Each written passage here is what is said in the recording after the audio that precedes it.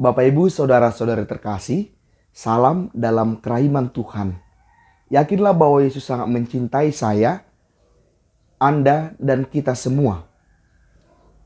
Trihari Paskah merupakan perayaan yang paling penting dalam gereja kita, gereja Katolik. Disinilah termuat inti iman kita, yaitu Yesus yang sengsara, wafat, dimakamkan, dan kemudian bangkit. Dalam arti tertentu, bagi kita orang Katolik, Paskah lebih tinggi tingkatannya dibanding perayaan lain, termasuk perayaan Natal. Untuk mengerti perayaan Hari Paskah yang penting ini, kita perlu mengetahui makna berbagai simbol yang begitu kaya terdapat dalam perayaan liturgi Trihari Paskah. Salah satu simbol dalam perayaan Trihari Paskah adalah penyelubungan salib. Dalam video saya ini, saya mengajak kita untuk menyelami makna dari penyelubungan salib itu. Praktik penyelubungan salib dalam gereja kita muncul pada abad ke-13.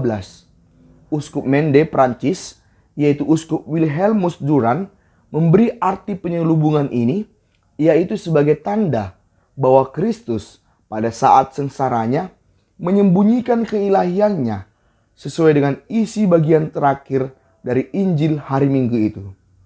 Akan tetapi Yesus menyembunyikan diri dan keluar dari Kenisa. Para penerbit Misa Lescott sebelum Konsili Vatikan kedua melihat dasar pemahamannya pada kenyataan betapa Tuhan kita sedemikian merendahkan diri dan sekaligus mengajak kita sekalian meresapkan di hati misteri Sang Penebus yang tersalib. Sebelum Konsili Vatikan kedua tahun 1962 dan ditutup pada 1965, praktik penyelubungan salib dilakukan pada Minggu Prapaskah kelima. Alasannya ialah karena dulu Minggu kelima Prapaskah adalah Minggu sengsara, di mana semakin dekat dengan hari Yesus mengalami sengsara dan wafat, yaitu pada Jumat Suci. Dulu Minggu sengsara ini diisi dengan bacaan misa dan doa-doa yang lebih dikaitkan dengan sengsara Tuhan. Terkait dengan dimensi sengsara Tuhan inilah, maka dulunya penyelubungan salib justru dilakukan pada Minggu Prapaskah kelima. Namun sekarang, setelah Konsili Vatikan kedua, Minggu kelima Prapaskah bukan lagi disebut Minggu sengsara, melainkan cukup hanya Minggu kelima Prapaskah. Minggu kelima Prapaskah tidak lagi secara eksklusif menampilkan dimensi sengsara Tuhan. Dalam Mada Bakti, kita bisa melihat jejak-jejak adanya Minggu sengsara ini dulunya. Lihatlah pada Mada Bakti, lagu masa Prapaskah di Mada Bakti ada yang dikhususkan untuk masa sengsara Tuhan. Nyatanya sekarang hal ini tidak lagi kita praktikkan karena sudah berubah sejak Konsili Vatikan kedua. Walaupun Minggu sengsara sudah tidak ada lagi, namun praktik penyelubungan salib bukan berarti dengan begitu saja dihilangkan. Hal ini dikemukakan dalam dokumen resmi kita tentang perayaan Paskah, judulnya ialah Perayaan Paskah dan Persiapannya, yang diterbitkan oleh gereja pada 16 Januari 1988. Di situ disebutkan bahwa kebiasaan, tradisi memberi selubung kepada salib dalam gereja sejak Minggu Prapaskah kelima dapat dipertahankan bila diperintahkan demikian oleh Konferensi Wali Gereja.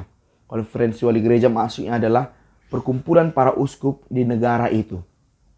Salib-salib tetap terselubung sampai akhir liturgi Jumat Suci, tetapi patung dan gambar sampai awal perayaan Malam Paskah. Dengan demikian, praktik penyelubungan salib masih kita lakukan hingga saat ini. Walau tidak lagi seketat dulu, yaitu harus pada Minggu kelima Prapaskah. Ada yang melakukan praktik penyelubungan salib ini bahkan sejak awal masa Prapaskah, misalnya sejak Rabu Abu atau sejak Minggu pertama Prapaskah.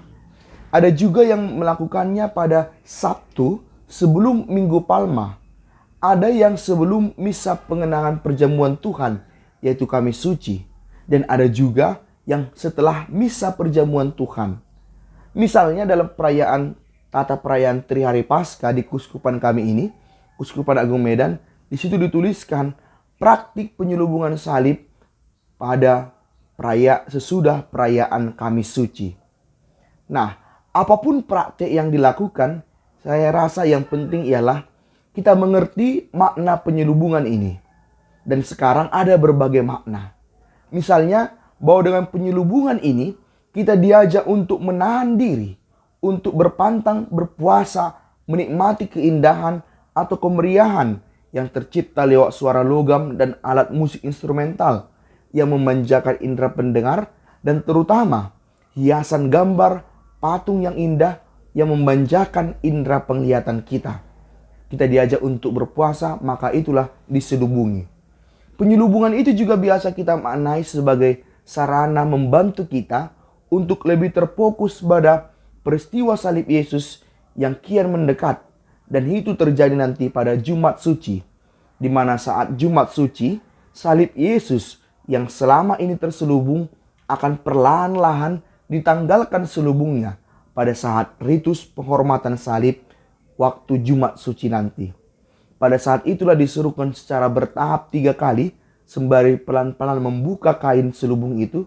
Lihatlah kayu salib, di sini tergantung Kristus penyelamat dunia. Inilah kiranya makna dari penyelubungan salib dalam gereja kita. Di video selanjutnya, saya akan membahas berbagai kebingungan perihal praktik penyelubungan salib. Misalnya, warna apakah yang dipakai untuk menyelubungi salib? Bagaimana menyelubungi salib jika salibnya terlalu besar? Dan juga, apakah di depan patung yang terselubung tetap dipasang lilin dan rangkaian bunga? Nah, semoga video katekesi kali ini membantu kita. Yesus, Engkau andalanku, Pace Ebene.